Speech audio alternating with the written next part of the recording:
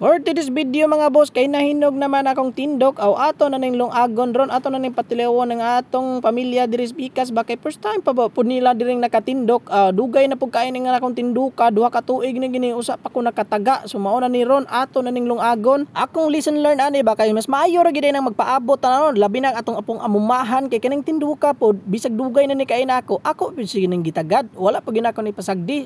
Maora po nas atong pangandoy no. Nga kinahanglan magantos pud ta, kinahanglan maghulat pagita sa saktong panahon. Nya balik na diri kay excited naman kay itang makatilawog tindok ron. Nya wala man tay kahoy, na may daghang kahoy diri sa atong silingan. Ato din ning tadtaron kinangatulog man sila udto man kay ning dako. Pero pasyensya na mo sa atong background ha, nga daghan kay binitay diha kay namaligya man gutag ukay-ukay. So piti na tang paspasa diri kay masakpan unya ta ba. Nya pag human ako bughag kahoy, nagdali-dali din ko lukay kay ako na ning duslitan kay gutom na kaayo, alas 12 na man guni kapin. Nya abi na ko musiga dai kay perti maning layaan ning akong lukay pero unok-unokan pod kay ning hangin. Oy, manday nagdali ta sige man punog bulutan ning lighter. Oy, mo nang mamatay ning kalayo, dili kasiga mo nang ako na lang hapit mo siga diring dapita. Naglagot na gyud ko ba kay dugay kitang makakaon, perti nang gutuman, na excited na kay tang makakaon sa atong hinog nga tindok. Kay perti maning lamia. Nyawa naman jud ko nabaot, ako na lang gyud gi-forward. Kay tigyo na kong dugaya diri nakahaling kay perti man pung kusugan ning hangin god. Pero wa na diri pila ray tak-ang nato, luto dayon liki naman ato na ning haunon. Kay perti naman jung lami ang ikaon, tanawa ra guna ninyo. Pero kung taas pa kog oras ani kay na overripe naman guning akong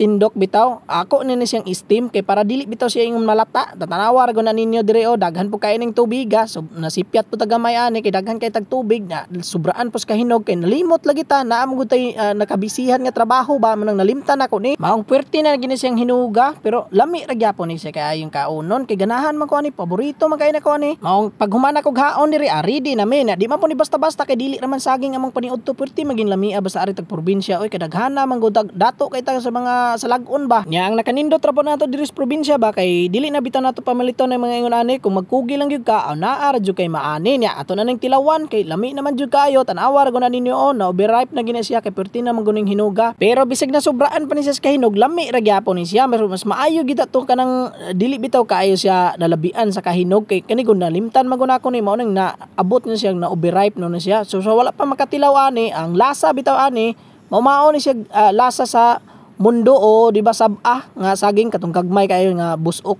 lami kay na sa kaunon. Mao ni siya lami kay na siya, mao ni unang subo diha, perti na siyang lamian. Ya diri ning testing pug kuan ba kanta kong iya Andre mo kanta man pud ay ni kumpares di po ni magpaulay kay mo tilaw man pud na lami pud kuno kayo ni nakatilaw ba siya ani pilmero po ninyang tilaw, perti po kunong lamian. Ya akari kong body na kuno tinag-anay aning tindok, dili man siya kay nabaguhan man ni ari ra man gid sa kamote niya diri ra ta kautob. Daghang salamat sa inyong pagtan-aw day mga boss.